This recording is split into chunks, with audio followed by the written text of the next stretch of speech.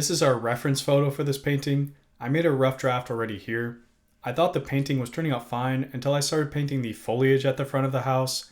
I really wasn't thinking of how I wanted the plants to look, so I was mostly just winging it, and it was looking just awful, so I kept lifting the paint multiple times trying to get it right until I just really overworked the paper. It's okay though, because there's other parts of this painting which I can improve on anyways. I want bolder blocks of color on the house, and I want the colors overall to be a lot more saturated. I could also use this rough draft for experimenting with colors and brush strokes before I put them on the final draft. This watercolor of St. Michael's College by Edward Hopper serves as kind of an inspiration for this painting's subject. This is one of my favorite watercolors. Just look how beautiful it is. The super bold and saturated colors and light. It's so simple, but it just really comes together. I feel like if I ever made something this good, then I would finally be happy. And then I could finally sleep. I liked that painting so much I actually did a study on it a few years ago, so here's that. Pretty cool. It's now spring, and I'm in the spring mood, so I want to paint something bright with lots of green plants and nice shadows. To me, this Edward Hopper painting exemplifies the feeling I'm going for. I don't paint with green often, so this is also a good chance for me to practice. Edward Hopper paints a lot of Victorian houses too, which is what I'm painting here. I'm a fanboy. Comparing that painting to this rough draft, we really gotta up the saturation and color. This really sucks.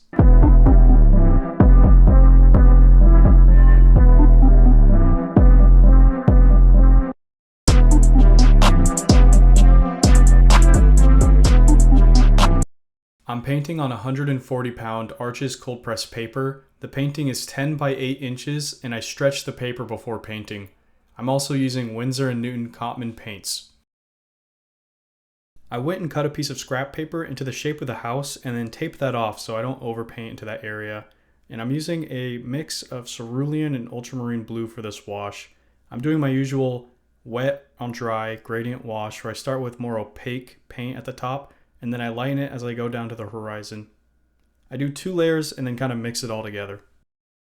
The clear blue sky is an artistic choice. It's not because I don't want to paint clouds or anything. Whenever I picture the most perfect day, there's always a perfect clear blue sky. So that's what I like to paint. When the wash is done, you want to dry all the excess water that's sitting on the tape so it doesn't run back into the wash and bloom out. I'll then leave the painting to dry on a slope facing upwards, and what that does is it allows all the paint and water to flow to the top, and that amplifies the gradient wash. If we let it dry laying flat, the water would kind of spread out and it would really soften the gradient that we originally painted in. Since I failed painting the plants in the first draft, that's what I'm going to paint first here. And how I'm going to paint these is I'll try to find a balance with how much detail I add. I don't want to get carried away, but I still want them to come off as plants. So I'm mostly going to do that by painting kind of big blocks of color, but vary my brush strokes. I'm also paying attention to how light the areas of the plant are and what temperature the colors are. So the top of the plant where the sun is hitting most directly, it's going to be a little warmer with a little bit more yellow and a little lighter, where the bottom I kind of cool it down with some more blue. I'm trying to leave some specks of white inside the blocks of color to imitate the sun reflecting off the top of some leaves. When painting plants like this, I find it most useful to vary my brush strokes. I feel like that makes the plant come off a little bit more natural, and what I mean by that is you just want to switch up your brush strokes a lot. I like changing the direction of my brush strokes, the angle of my paintbrush to the paper. I like making some a little straighter and some more natural, and I like really planning and thinking out some brush strokes while doing others with a bit more spontaneity. But you always want to focus on unity. You want everything to come together at the end to make one big plant.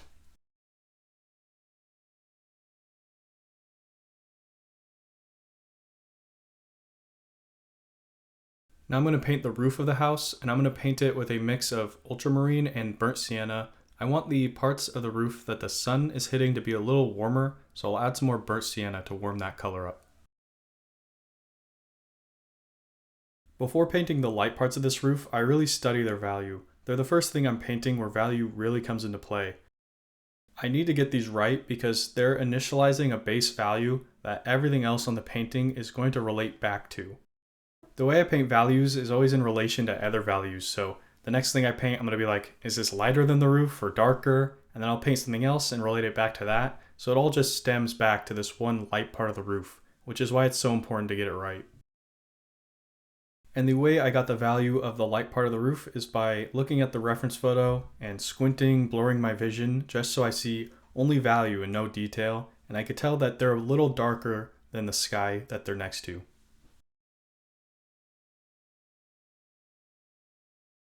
Then I'll start working on these other plants. And even for the lightest parts of these plants, I'm trying to keep the saturation a bit more than how I usually paint, just because I want this painting to be a bit more colorful.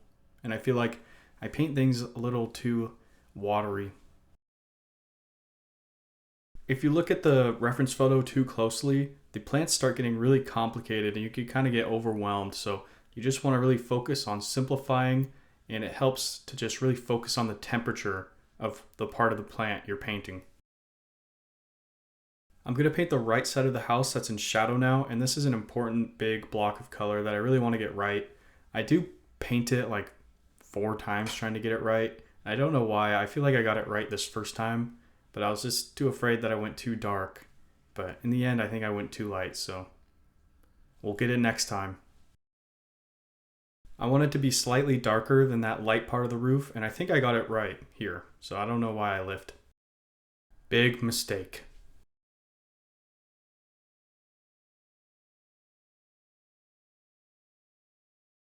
Here's my final time painting that side of the house. It's just a little too light. I could have made it a bit more dramatic. I've learned that sometimes I only make things worse. And then I carry that same color to paint this overhang in shadow. And here's another instance where I could have gone darker. Right now, recording this, I kind of want to restart the painting. Do it again. The rightmost part of that overhang that's in shadow is pretty interesting because there's a lot of warm spots where it almost comes off reddish brown, so I'll try to replicate that. The shadows I'm painting here are a little cooler in temperature, so I'll add some blue compared to the shadows next to it, and I'll make them also a bit darker. I really like these dark and sharp shadows on these light surfaces. I think it gives off a sense of solitude and silence, and I'll try to capture that more in my next painting. Here, I think I failed at capturing that. I think I was following the reference photo too closely when I could have made it a little bit more.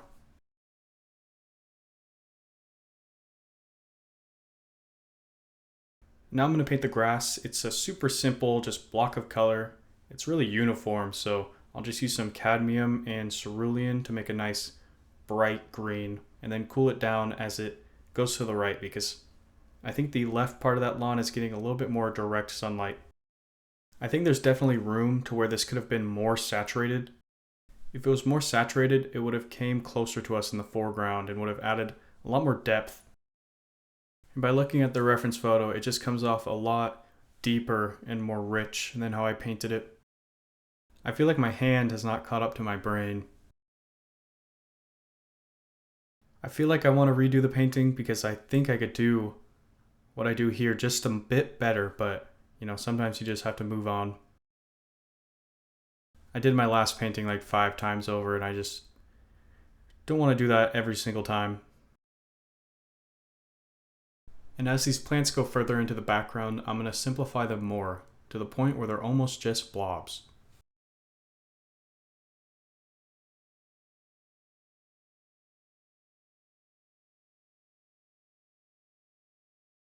Now I'm going to paint that rightmost overhang shadow. And I try to warm it up, but I really fail at adding any of that interesting color. That's why doing these videos is really helpful, because I notice all this and I could reflect back and see how I messed up. When I was younger, I used to go to art class, so I had the chance to hang out with people doing art so we could talk about it and critique each other. And recently I've been feeling like I'm really missing out on that aspect of the art world. And I looked for art classes in my area now, but there's just really none. So the next best thing is to just talk to myself. It feels like I'm doing an essay reflecting on each painting that I make. So it is helpful. I did read A Movable Feast by Ernest Hemingway, where he hangs out with a bunch of prominent artists and authors of the 20th century. So it would be pretty cool to LARP doing that. And then I'll paint the dark part of the roof. It's just a tad darker than the bright parts. It's still getting indirect sunlight, so I do keep it pretty warm. I'm gonna buy a new paintbrush. I feel like I need a medium-sized round brush. This one's a bit too small.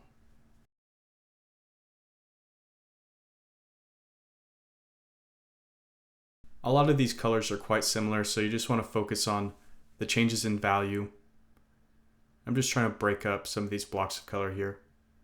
Make it look a little bit more like a house. I repainted that right side of the house so many times that I completely erased my drawing, so I went and drew that again. I'm trying to be a little crazy here, so I make the shadow quite blue. I'm crazy. I was gonna paint this last weekend, but I ended up going out with some friends instead, and then I stayed awake for 35 hours straight and got nothing done. It's my struggle. It's just drinking. It's so hit or miss for me now. You know, I don't see my friends too often anymore, and then when you hang out with your friends, all you kind of want to do is drink. You should hang out with your friends, but don't drink too much if you want to paint because you don't want to ruin your Sunday. I think next time I'll probably just have 1 or 2 drinks and then leave early before things get crazy. And I work full time, so missing a whole weekend being hungover or whatever is a big missed opportunity. And I can't drink caffeine because of my friggin' doctor, so I can't even paint after work because I'm so tired from staring at a computer screen all day. It's just horrible. I do paint after work, it's just not optimal because I'm tired. I would like to just paint full time, but then I'd feel like I waste my college degree. And I also don't want to just live off other people and be a total loser. Maybe I could just watercolor out of my car and then paint for food. I watched this YouTube channel called A Boat in the Woods, where this guy drags a boat to the middle of the forest and then he lives and works on this boat off grid. Maybe I could watercolor in the desert or something. I'm just ranting and whining, painting doesn't take that much energy, but sometimes I just get overwhelmed, and on a random Monday I'll be like, stop being a baby, and then I'll paint till 4 a.m. That's how I finished this painting. I used to go to school and then play League of Legends every single day until 4 a.m. And then I got tired of video games, so I was like, I'll treat painting as my new League of Legends. But I've been feeling like my brain is slowing down. I don't really have the energy to stay up all night. But back then I was drinking so much caffeine, it was dangerous. I feel like when you get old like me, you just have to live by the saying, if you're tired, do it tired. That's the only way you ever get anything done. Because you just run out of energy. These shutters here are one of the darkest parts of her painting, and they're nice deep blue green, so I want to make sure to go pretty dark here. With this window here, I'm starting off by painting in kind of a warm gray as a base color, and then I'll light it up a bit, because I went too dark. But that window pane, it's not quite as white as the outside of the house, so that's why I kind of warm it up. These window panes over here are a slightly different color than the wall, so I kind of glazed some light blue over it. I feel like the windows are kind of reflecting the sky there. The color of this awning was kind of a hard color to make with my palette. I don't think I really achieved the brightness of it. I used a mixture of yellow ochre, cerulean, and ultramarine to make kind of this phthalo green. I think this is a case where my palette is just lacking, and maybe a viridian or emerald green would have been useful. These shutters are quite light in their lightest spots, so I just put down a base layer of kind of light blue green. And now I'm just finishing up painting the lightest parts of our painting before we move into more of our mid-tones. The darkest shadows on the right side of the house could use a little bit more definition, so I go over them again with the same color, just slightly darker. The frontmost part of the awning is slightly darker than the top part that's lit by the sun, so I add a bit of blue and a little less water to darken that up slightly. I do realize my green I'm painting for this awning is a little too bland. In the reference photo, it's really eye-catching. It's a nice, like, bold color. So I'll lift it and then try to brighten mine up a bit to get it closer to that photo. For my green color, I mix in a little bit of cadmium yellow to really brighten it up, and then I use less water, so it's quite a saturated, bright green. And I think I get closer to the kind of vivid green I'm going for. The yellow also helps warm it up, because the sun is directly hitting that, so I want it to be quite warm. And I do redo each awning. Now we're moving into our midtones. There's this kind of medium dark shadow above the awning on the side of the house, so we'll paint that in. The more I look at it, this painting is just variations of gray and green. So it might be a little boring because I'm just darkening grays or adding a little bit of blue or a little bit of warmth. But I guess it's interesting if you want to watch me paint gray and try to add a little bit of depth to that. It does take me a couple tries to get the value of this shadow right, because I need to make that a little lighter. And now that the top part of our awning has dried, I could add a little bit of blue, darken that up a bit, and paint the frontmost part of the awning in. Since I'm painting midtones now, I'm kind of painting over our lightest tones. There's this kind of bluish gray shadow on the window here. Let's paint that. We don't want to go too complicated. I'm just painting the basic shape of that shadow.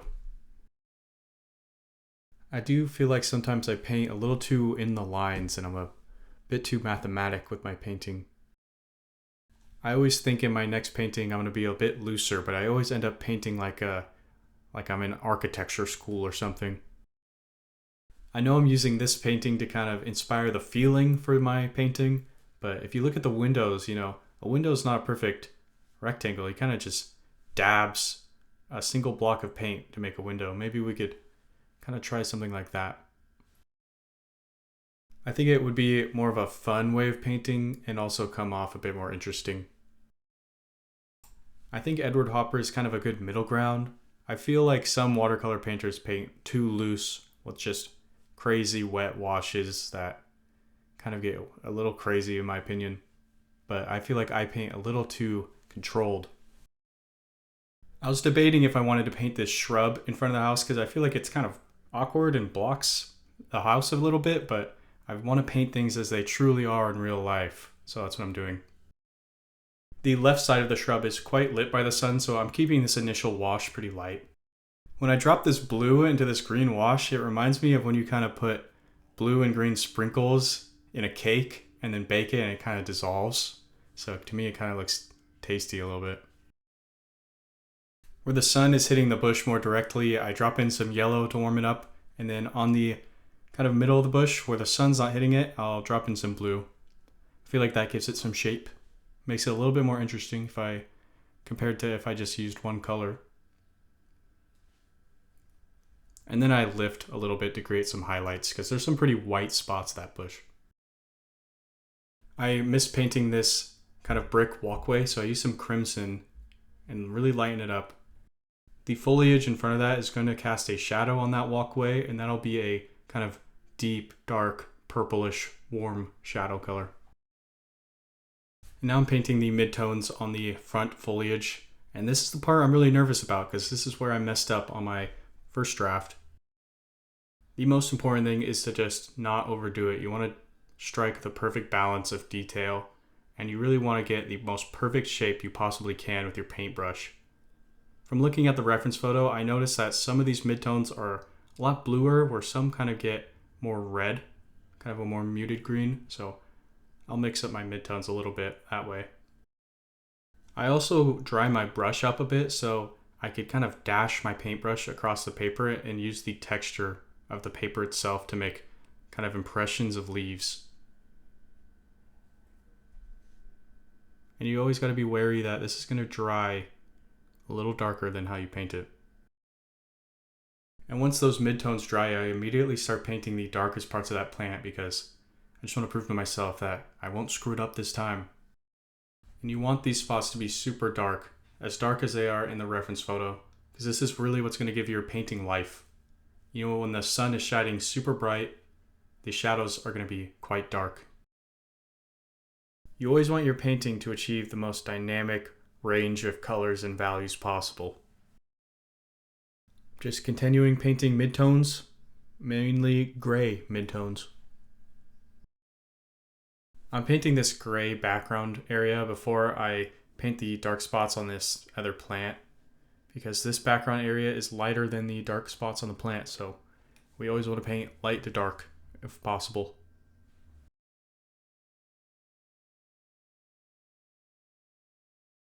Now that we have that painted, we can paint the midtones and dark spots on our other plants. I think the main thing I learned painting this is you really just want to get your brush strokes interesting and correct. And if you make a bad brush stroke, you could always lift it, but you don't want to do that too many times because you'll overwork the paper and you'll lose watercolor's kind of transparency and glow. With these plants, I use the dark value at the bottom to kind of paint a stem off of that. I feel like you don't want to paint the stem a different color if it's not really noticeable. So I just join that with the dark shape at the bottom. I think painting areas like this is the most fun because they just really pop and you can make some really nice, cool shapes. And this is really what sells the painting.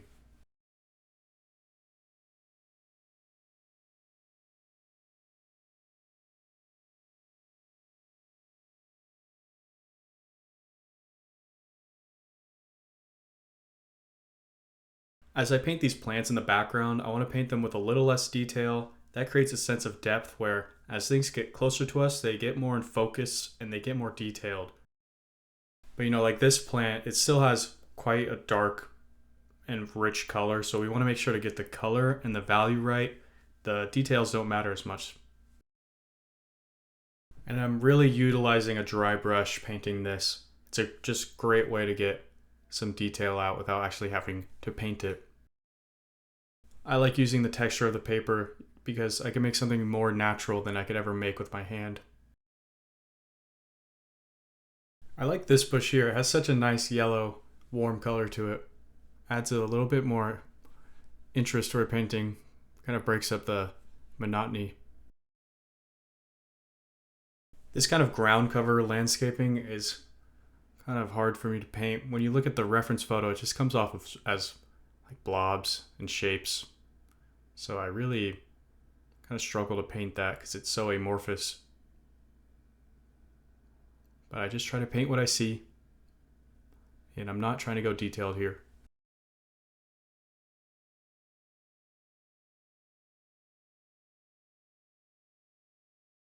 I could use that same color I just painted that bush with on the awning here to make the shaded part. And I think this is kind of where the painting starts really coming together. Gets more lifelike.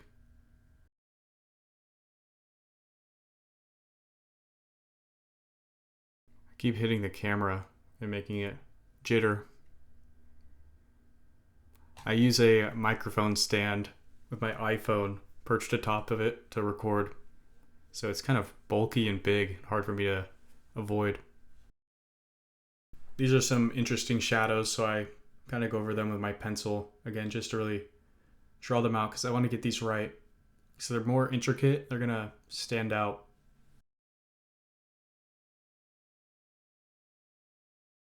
As I go along, I kind of darken some areas that are a little too light. You could easily go darker, but it's hard to go lighter. But you also don't want to have too many layers of paint because that really muddies up the look of the painting. It's all about balance with watercolor.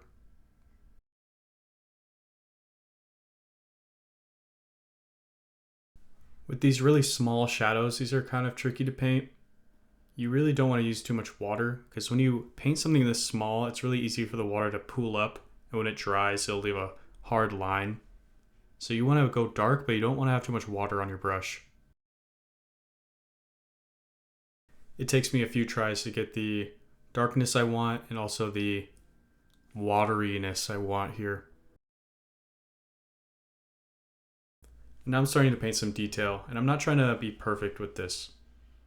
I'm trying to make it a little loose and just add some value where it needs to be. With these plants way off in the background, I don't even care about giving them any separate tones. I'm just going to make them the right color and then the right shape.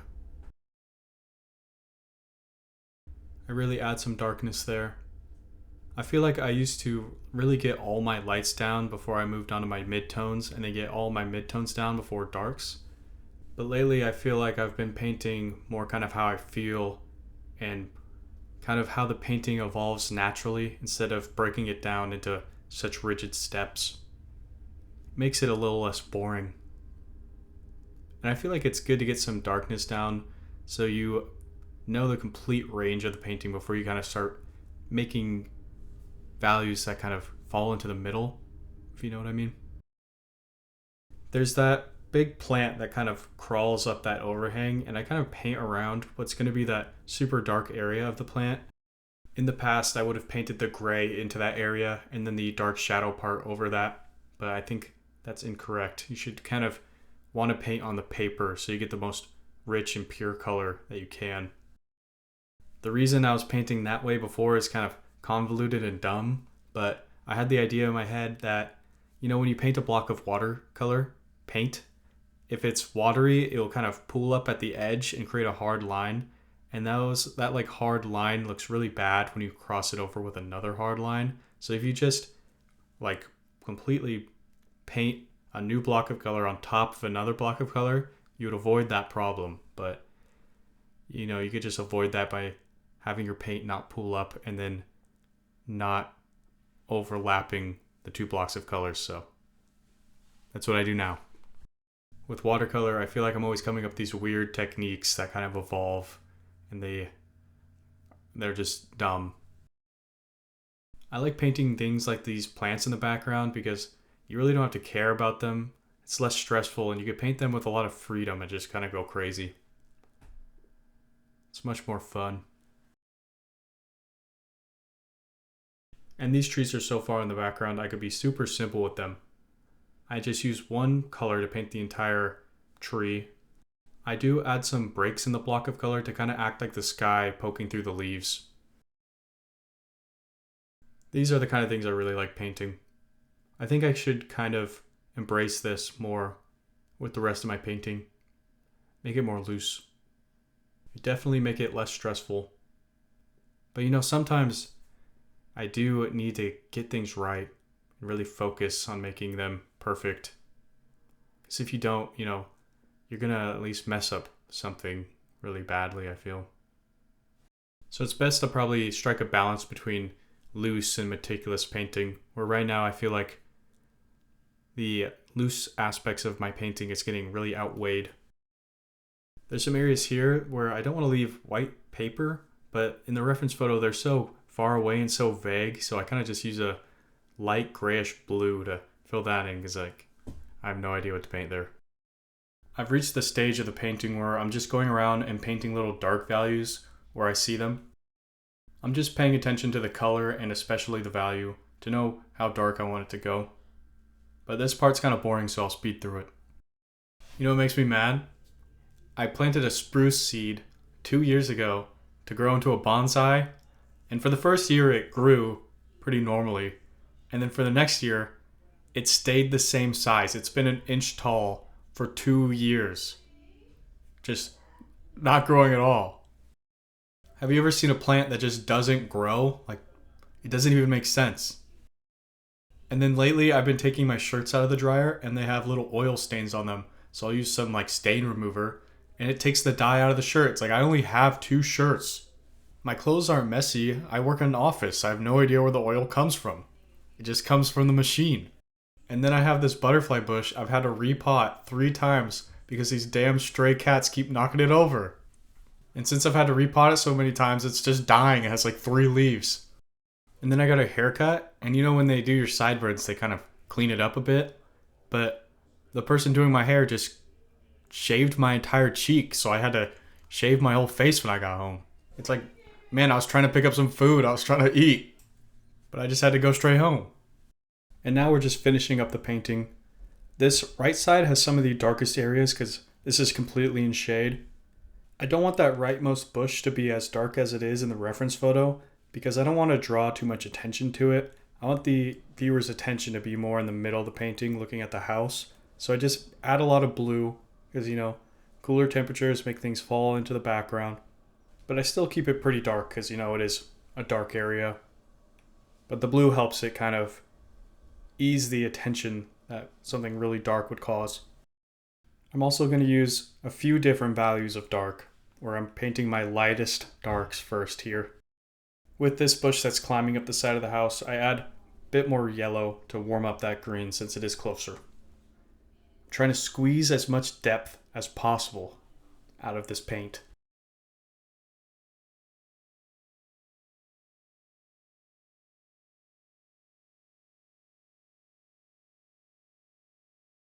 Now for the darkest part of the painting. I've basically made as close as black a green could get. Very little water. Just a ton of paint. I'm not even watercoloring at this point.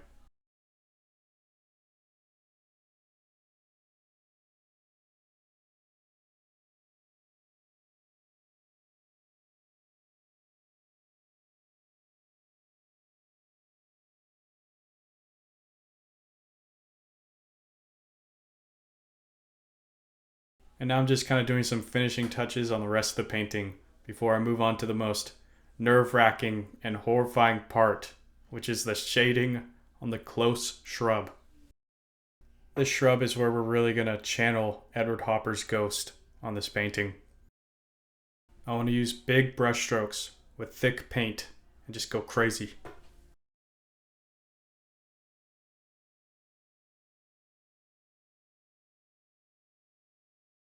Like I'm cleaning my whole palette.